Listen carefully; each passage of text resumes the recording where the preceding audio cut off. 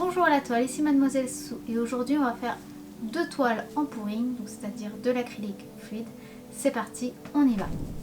Donc tout d'abord on va préparer nos toiles et donc les placer sur le plan de travail.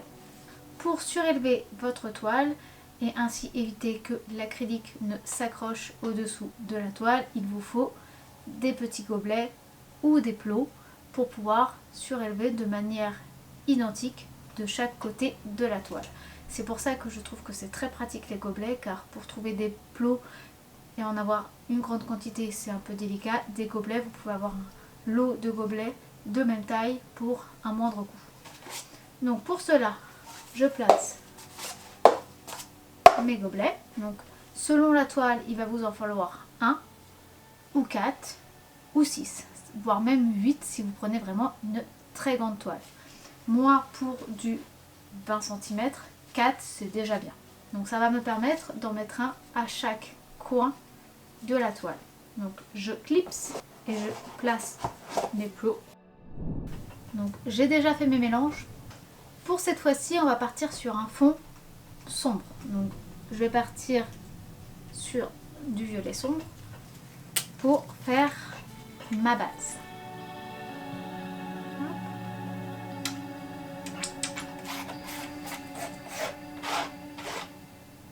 Maintenant que la base est placée, on va à nouveau pouvoir mélanger nos couleurs ou placer nos couleurs selon comment on a envie de procéder. Je vais procéder grâce à mes petites bouteilles à placer directement les couleurs dessus. Puis bah c'est parti. Alors on va commencer par du doré.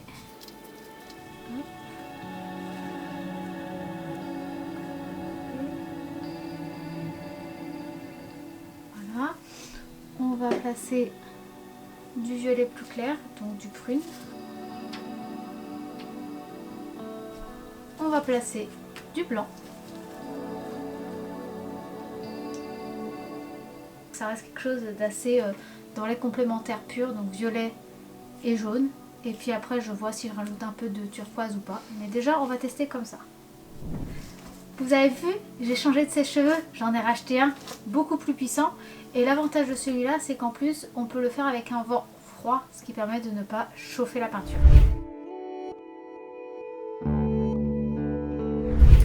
Je trouve que ça manque de doré et je me tâte à rajouter aussi un peu de turquoise.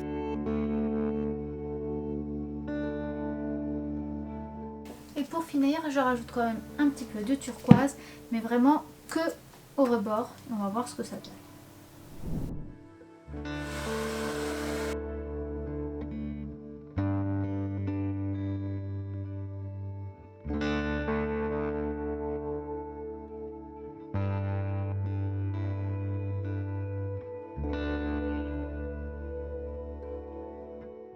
Comme vous pouvez le voir, j'ai aussi pas mal soufflé avec la bouche parce que mon sèche-cheveux, vu la taille de la toile, était un peu puissant. Je viens de le découvrir, c'est la première fois que je l'utilise vu que celui d'avant était un peu mort. Donc voilà, donc, je trouve que ça rend très très bien. Mais par contre voilà, à savoir que les sèche-cheveux c'est aussi un peu délicat. C'est pour ça que souffler soi-même une paille ou ce genre de petit outil, c'est aussi très pratique, ça fait moins de bruit et en plus ça permet de faire des réalisations très élégantes aussi. Voilà ce que ça donne une fois fraîche, donc une fois que la peinture est finie mais fraîche. On a une belle explosion de couleurs. Pour la deuxième toile, je vais partir sur la technique la plus simple qui est celle où on met toutes les peintures dans un gobelet et qu'on fait couler directement sur la toile. Encore une fois, je remets mes petits gobelets. Voici donc ma deuxième toile que je place. Elle est bien fixée. On prend donc un gobelet et on va mettre toutes les couleurs ensemble. Je vais commencer par beaucoup de blanc. Voilà. Ensuite, on va mettre du doré. On va rester sur la même gamme de couleurs que tout à l'heure. On va même enlever, je pense, le violet sombre et le bleu turquoise et vraiment rester sur 3 couleurs. Le blanc, le doré et le prune. Voilà. on finit avec une bonne grosse dose de blanc. Donc voilà, vous prenez votre toile, vous posez le gobelet dessus au milieu, vous retournez et vous placez votre toile dedans. Voilà, là le gobelet est posé, il est sur la toile et nous n'avons plus qu'à soulever. Vous pouvez aussi utiliser le fond qui peut rester encore un peu pour en mettre sur les extrémités. Donc je vais me servir de mes mains pour placer la peinture partout et faire en sorte qu'elle s'étale bien partout.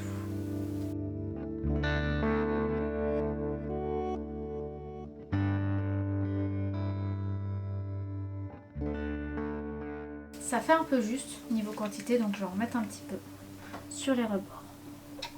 Encore un peu de prune.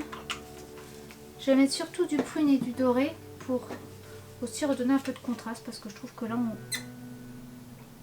on les voit pas assez. Mais je trouve le résultat très très beau, hein. Très pastel, c'est très joli. J'aime beaucoup. Hop, hop, hop. On suit la dynamique qu'il y a déjà. Pour peindre sur les côtés, si vous n'avez pas du tout mis de peinture en dessous, ce qui était totalement mon cas, vous pouvez utiliser avec votre spatule, récupérer la peinture qu'il y a sur les côtés ou dans votre gobelet pour peindre tout autour. Et ainsi avoir une toile plus uniforme et plus élégante. Je trouve ça très joli en fait, la ligne du coup qui s'est mise au milieu qui est beaucoup plus sombre et que les extrémités aussi soient plus sombres. Donc je voulais en rajouter un petit peu ici parce que je trouve que ça n'est pas assez.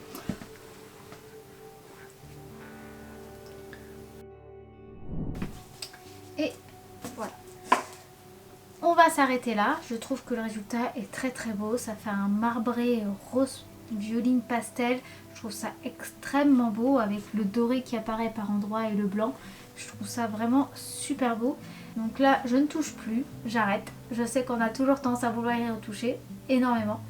C'est un combat que j'ai aussi, hein, je vous le dis, on est tous pareils, on est tous logés à la même enseigne de vouloir encore un petit peu, mais vous risquez plus de gâcher qu'autre chose des fois. Moi c'est souvent mon cas.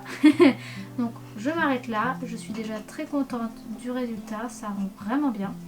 Sur ce, moi j'espère que cette vidéo vous aura plu, j'espère que ce genre de petite expérimentation vous plaît. Si c'est le cas, n'hésitez pas à liker cette vidéo si ce n'est pas encore fait.